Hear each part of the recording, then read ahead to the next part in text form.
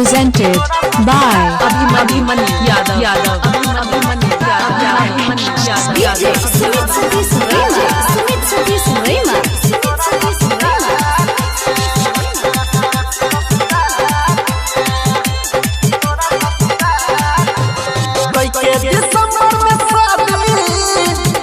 दिसंबर में शादी कोई तो चल गई नेपाल में। सुन जान गे पी के पार्टी मनाइबो तोरा ससुराल में। सुन जान गे पी के पार्टी मनाइबो नया साल में। कोई के दिसंबर में शादी कोई तो चल गई नेपाल में। सुन जान गे पी के पार्टी मनाइबो तोरा ससुराल में। सुन जान गे पी के पार्टी मनाइबो तोरा ससुराल में।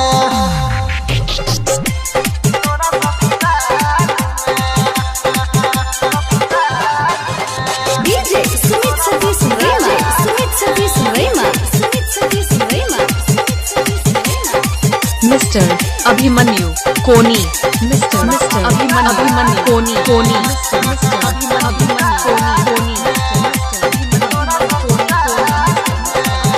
मिस्टर बनियो यार तोरा के प्यार सा बनियो न डरबो रनिया तोरा भतार सा। मिस्टर बनियो यार तोरा के प्यार सा बनियो न डरबो रनिया तोरा भतार सा।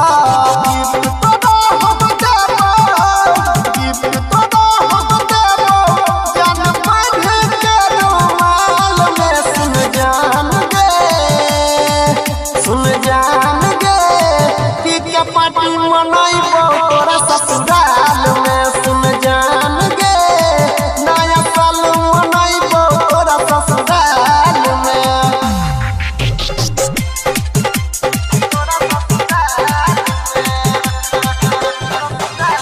DJ Sumit Satish Rema. Sumit Satish Rema. Sumit Satish Rema. Sumit Satish Rema. Abhimanyu Yadav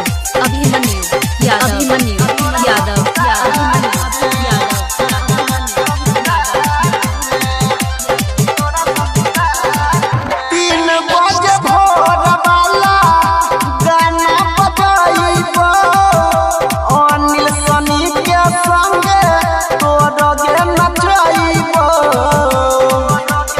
के जाना सुना 3 बजे भोर वाला गाना बजाइबो पराधीन देवेंद्र के संगे तोरा नचाइबो। नया माल पटाइबो जब होवे नया साल में। सुन